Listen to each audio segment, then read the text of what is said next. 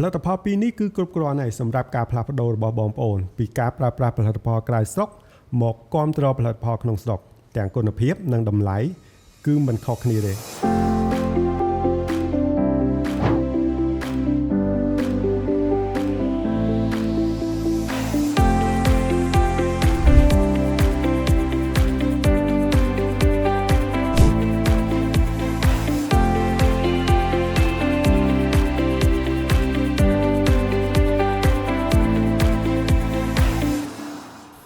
ួស្តីបងប្អូនទាំងអស់គ្នានឹងឲ្យជួបគ្នាម្ដងទៀតហើយជាមួយនឹងការបង្ហាញពីផលិតផលរបស់ខ្មែរយើងឬផលិតផលក្នុងស្រុកហើយថ្ងៃនេះខ្ញុំមានផលិតផល2ដែលចង់បង្ហាញបងប្អូនតែខ្ញុំជឿថាបងប្អូនប្រហែលជាស្គាល់ហើយថាអានឹងជាផលិតផលខាងណាមកពីណាជាអ្វីខ្ញុំជឿជាក់ថាបងប្អូនអាចស្គាល់ច្រើនប៉ុន្តែថ្ងៃនេះខ្ញុំអត់ចង់និយាយពាក់ព័ន្ធទៅនឹងការវេចខ្ចប់ឬការ design អីទេព្រោះយើងបានឃើញទាំងអស់គ្នាហើយគឺវាមានគុណភាពបាទគុណភាពមិនចាញ់ផលិតផលអ្នកចិត្តខាងណានេះអញ្ចឹងបានជាហេតុមួយដែលខ្ញុំផលិតវីដេអូនេះឡើងចង់ឲ្យបងប្អូនពិចារណាមើលថាតើយើងគួរតែងាកមកប្រើផលិតផលក្នុងស្រុកយើងវិញជំនួសនឹងផលិតផលអ្នកចិត្តខាងឬបែបណាអូខេអញ្ចឹងជាដំបូងខ្ញុំចង់និយាយពាក់ព័ន្ធទៅនឹងនេះមីជាតិជឿថាបងប្អូនស្គាល់ហើយមីជាតិហ្នឹងហើយគឺជាផលិតផលរបស់ខ្មែរយើងក្នុងស្រុកពិតប្រាកដហ្មងហើយអាចស្គាល់ទាំងអស់គ្នាអញ្ចឹងខ្ញុំជឿថាយើងគួរតែផ្លាស់ប្ដូរមកអាមួយនេះវិញទៅ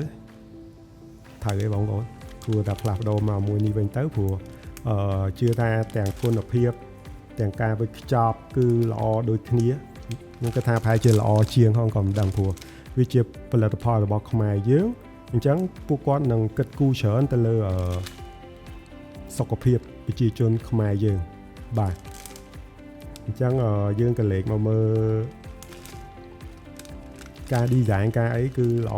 ហើយជឿថាមីជាតិនេះគឺមានច្រើនប្រភេទមែនតើបងប្អូនវាមានជាកំប៉ុងក៏បានបងប្អូនចង់ញ៉ាំជាកំប៉ុងក៏បាន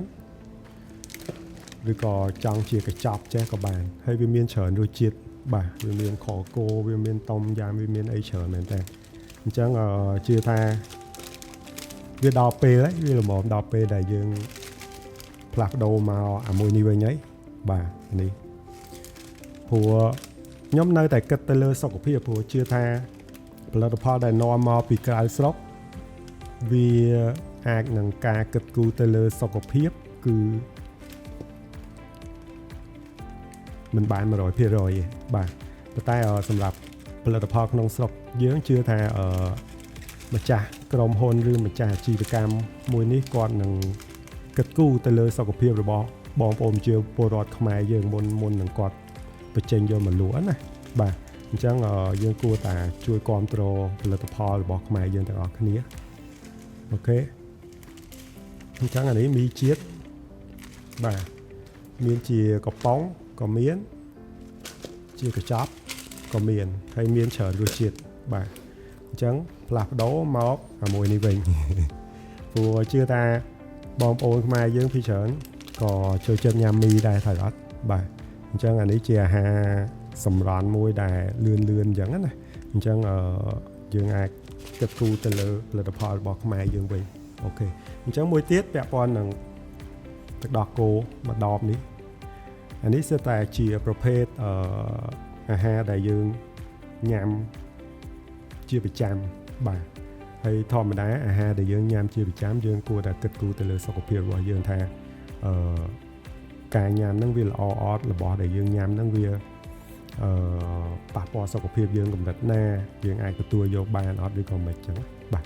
អញ្ចឹងខ្ញុំសូមណែនាំឲ្យបងប្អូនពិចារណាទៅលើទឹកដោះគោ Kirisu Farm នេះវិញអាហ្នឹងបើសិនជាអ្នកចូលចិត្តញ៉ាំទឹកដោះគោ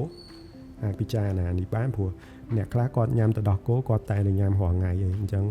យើងគួរតែពិចារណាជាមួយនឹងទឹកដោះគោខ្មែរយើងមួយនេះបាទហើយខ្ញុំជឿថាហេតុផលអីដែលយើងគួរតែផ្លាស់ប្ដូរមកទឹកដោះគោនេះព្រោះដោយសារអានេះផលិតនៅខ្មែរយើងបាទដូចជានៅតកែវយើងនឹងទេ ហូមចាក់គេកន្លែងកសិកម្មកន្លែងចិញ្ចឹមគោគឺគាត់មានទីតាំងនៅខេត្តតាកែវនោះទេស្រុកបាទីអញ្ចឹងវានៅជិតពេញឯងអញ្ចឹងបើយើងគិតទៅលើការដឹកជញ្ជូនគឺវាល្អអញ្ចឹងមានន័យថាទឹកដោះគោហ្នឹងវានឹង fresh ជាងទឹកដោះគោនាំចូលមកពីខាងក្រៅដោយសារបើយើងគិតទៅលើការដឹកជញ្ជូននៅក្នុងស្រុកគឺនៅពេលដែលគេផលិតមកភ្លាមបញ្ចេញមកគឺវាដល់ដៃអ្នកញ៉ាំហ្មងមានន័យថាការដឹកជញ្ជូនហ្នឹងវាខ្លីអញ្ចឹងវាធ្វើឲ្យទឹកដោះគោហ្នឹងវានៅស្រស់បានយូរវាលឿនណាមានន័យថាវាចេញមកភ្លាមវាដល់ដៃអ្នកញ៉ាំភ្លាមអញ្ចឹងវា fresh មកប៉ុន្តែបើពាក់ព័ន្ធនឹងទឹកដោះគោក្រៅស្រុកវិញខ្ញុំជឿថាវាអាចទម្រាំតែចេញពីរោងចក្រគេមកត្រូវ stock ទុកនៅកន្លែងណាមួយហើយបានដឹកមកដល់ស្រុកខ្មែរត្រូវ store កន្លែងណាមួយទៀតបានចែកចាយអញ្ចឹងវាត្រូវការពេលវេលាច្រើនដើម្បីក្នុងការចែកចាយទៅដល់ដៃអតិថិជនអញ្ចឹងទឹកដោះគោហ្នឹងវាអត់បាន fresh វាអត់បានគេហៅថា perfect ហ្មងឯង fresh ពីគោហ្មងឯងហ្នឹងហើយវាអាចនឹងធ្លាក់គុណភាពនៅពេលដែលមានការដឹកជញ្ជូនឆ្ងាយឬក៏ការ store អត់បានល្អអីចឹងណាអញ្ចឹងវាអាចនឹងធ្លាក់គុណភាពប៉ុន្តែពាក់ព័ន្ធនឹងទឹកដោះគោគិរីសួរនេះវិញគឺនៅក្នុងស្រុកយើងហ្មងអញ្ចឹងខ្ញុំជឿថាគុណភាពវានៅរក្សាបានច្រើនមែនតើច្រើនព្រោះវារយៈពេលនៃការដឹកជញ្ជូនstore ទុកឬក៏អីគឺវាខ្លីអញ្ចឹងយើងទទួលបានfresh meal ហ្នឹងបានច្រើនជាងទឹកដោះគោក្រៅស្រុកអូខេអញ្ចឹងថ្ងៃហ្នឹងខ្ញុំអត់មាន review អី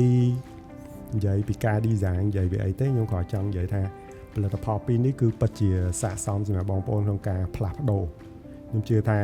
វាគួរតែដល់ពេលដែលយើងត្រូវមកគ្រប់គ្រងផលិតផលខ្មែររបស់យើងវាចាប់ពីពេលនេះទៅហើយបាទហើយសង្ឃឹមថាអ្នកមានថាអ្នកបង្កើតអាជីវកម្មនៅក្នុងស្រុករបស់យើងព្យាយាមអាប់ដេតឬក៏ពង្រឹងនៅគុណភាពរបស់ផលិតផលរបស់ពួកគាត់ណាដើម្បីឲ្យប្រជាជនខ្មែរយើងមានទំនុកចិត្តក្នុងការញ៉ាំបាទហើយជឿជាក់ថាវាពិតជាល្អសម្រាប់ប្រជាជនខ្មែរយើងអញ្ចឹងវានឹងដើរបានឆ្ងាយទៀតសម្រាប់ការផលិតផលនឹងវាល្អទៅការអភិវឌ្ឍកាន់តែល្អទៅប្រជាជនយើងជឿទុកចិត្តលើផលិតផលក្នុងស្រុករបស់យើងជឿថាថ្ងៃក្រោយទៅយើងលែងពឹងផ្អែកទៅលើការនាំចូលច្រើនហើយយើងមកគ្រប់គ្រងផលិតផលរបស់ខ្មែរយើងនៅក្នុងស្រុកច្រើនជាងបាទអូខេអញ្ចឹងវីដេអូរបស់ខ្ញុំថ្ងៃនេះមានតែប៉ុណ្្នឹងឯងបាទយើងអត់បាននិយាយទៅលើការ workshop ការ design ការអីគាត់និយាយទៅលើថាតើគួរតែផ្លាស់ប្ដូរមកផលិតផលរបស់យើងឬយ៉ាងណាអូខេអញ្ចឹងជាចុងក្រោយអរគុណបងប្អូនសម្រាប់ការទស្សនាហើយយើងជួបគ្នានៅវីដេអូក្រោយទៀតកុំភ្លេចបងប្អូនជួយ comment ផងបើមានមតិឬក៏ការចង់កែតម្រូវអីផ្សេងបងប្អូនអាច comment នៅខាងក្រោមបានហើយមួយទៀតបងប្អូនសម្រាប់បងប្អូនដែលជាម្ចាស់អាជីវកម្មឬក៏គាត់មានផលិតផលក្នុងស្រុកគាត់ចង់ឲ្យខ្ញុំ review គាត់អាចផ្ញើខ្ញុំបានខ្ញុំជួយ review ដោយ free ហ្មងបាទ free សម្រាប់ផលិតផលក្នុងស្រុកគឺអត់មានគិតលុយគិតកាក់គិតសេនទេបាទជួយធ្វើឲ្យ free ហ្មងអូខេហើយចង់បញ្ជាក់តិចបងប្អូនអានេះអត់មាន sponsor អីទេគឺទិញមកខ្លួនឯង review ខ្លួនឯងនិយាយខ្លួនឯងហ្មងអត់មានការ sponsor ពីក្រុមហ៊ុនទាំងពីរនេះទេអូខេ